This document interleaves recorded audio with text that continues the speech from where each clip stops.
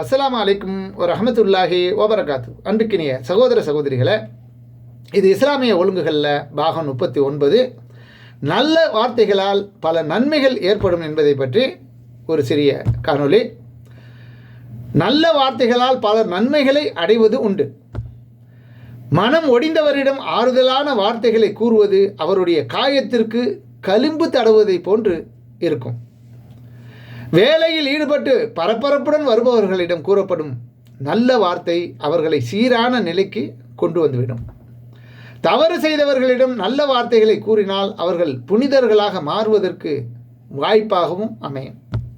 இதுபோன்ற ஏராளமான நன்மைகளை நல்ல வார்த்தைகளின் மூலம் சமுதாயம் அடைகிறது.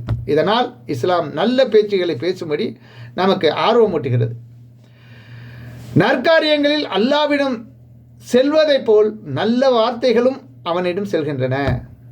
நல்ல காரியங்கள் அல்லாவிடம் எப்படி செல்கிறதோ அதே போலவே நல்ல வார்த்தைகளும் அல்லாவிடம் செல்கிறது. நம்பிக்கை கொண்டவரே, அல்லாவுக்கு அஞ்சுங்கள், நேர்மையான சொல்லையே கூறுங்கள் என்று அல்லாஹ் ரப்புல் ஆலமீன் 33வது அத்தியாயம் 70வது வசனத்தில் நமக்கு அறிவுரை கூறுகிறான்.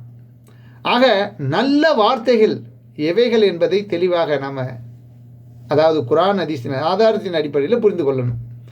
மனிதர்களிடமிருந்து இதை நீங்கள் எதிர்பார்க்காதீங்க, சரியா? எது நல்லது என்பதை சொல்லி தருவதற்கு தான் அல்லாஹ் ரப்புல் ஆலமீன் வேதத்தை இறக்கியிருக்கிறான், அவனுடைய தூதரையும் அனுப்பியிருக்கிறான். யாரேனும் கண்ணியத்தை நாடினால் கண்ணியம் யாவும் அல்லாவுக்கே உரியது. தூய சொற்கள் அவனிடமே மேலேறி செல்லும், நல்லறம் அதை உயர்த்தும். தீய காரியங்களில் சூழ்ச்சி செய்வோருக்கு கடுமையான வேதனை உண்டு. அவர்களின் சூழ்ச்சி தான் அழியுமே தவிர அவன் அறிய மாட்டான் என்பதை தெல்ல தெளிவாக அல்லாஹ் ரப்புல் ஆலமீன் 35வது அத்தியாயம் 1வது வசனத்தில் 10வது வசனத்தில் அல்லாஹ் சொல்லி காட்டுகிறான். 35:10. அழகிய முறையில் பேசினால் தர்மம் செய்ததற்கான சிறப்பையும் கொடுக்கிறது இஸ்லாம். எப்படி?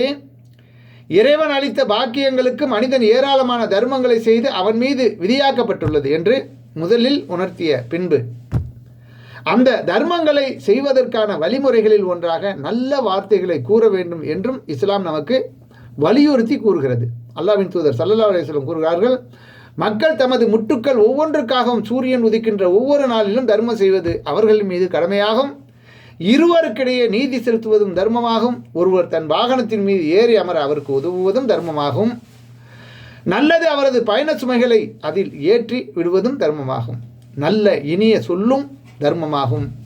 தீங்கு தரும் பொருளை பாதையில் நின்று அகற்றுவதும் தர்மமே ஆகும் என்று அல்லாஹ்வின் தூதர் ஸல்லல்லாஹு அலைஹி வஸல்லம்